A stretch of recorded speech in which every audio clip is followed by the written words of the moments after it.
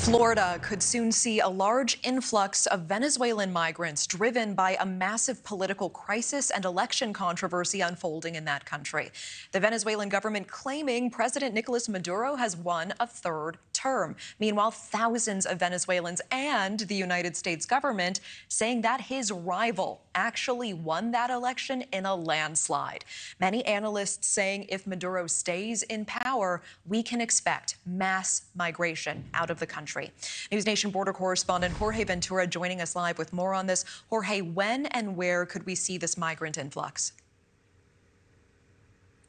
Natasha, I've been speaking with Venezuelan migrants who are already here in the U.S. who say they have friends and family members that are already going to be making that trip really in the next couple of weeks and months. We'll probably see another influx of that Venezuelan migration make it here to the U.S. And this is really coming at a time when we're seeing thousands of Venezuelans that were taking to the streets and protesting the country's recent election results in support of the opposition leader Edmundo Gonzalez, who they say easily beat President Nicolas Maduro. Now, protesters can be seen rallying in Venezuela's capital, waving the Venezuela flag and singing the national anthem in support of Gonzalez.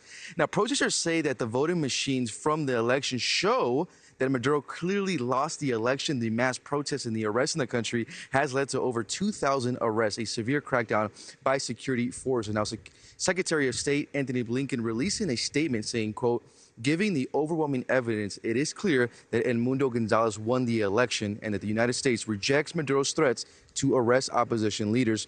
Blinken went on to call Maduro's threats a, quote, "undemocratic attempt to repress political participation and retain power." The crisis in Venezuela could add to a border crisis here in the United States, causing another wave of migration to the U.S. border. According to the Migration Policy Institute, Florida is by far the largest destination for Venezuelan migrants, followed by Texas. Currently, CBP reports more than 262,000 encounters with Venezuelan migrants have occurred just this fiscal year alone. It's on pace to surpass the 334,000 from the previous year, with some officials concerned that President Maduro is sending Venezuelan criminals or bad actors to the U.S. border.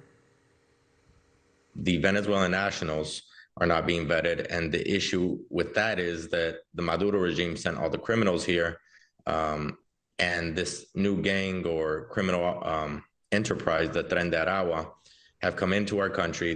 We don't know who these people are.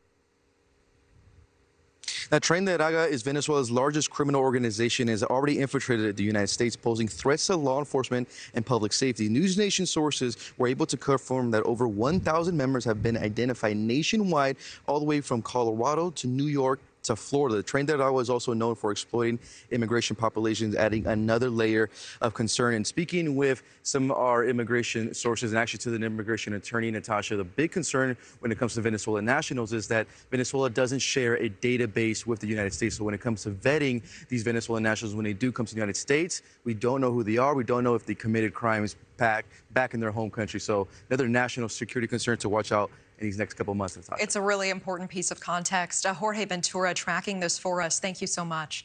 Thanks for watching. Go to joinnn.com to find News Nation on your screen. And don't forget to click the red subscribe button below to get more of News Nation's fact-driven, unbiased coverage.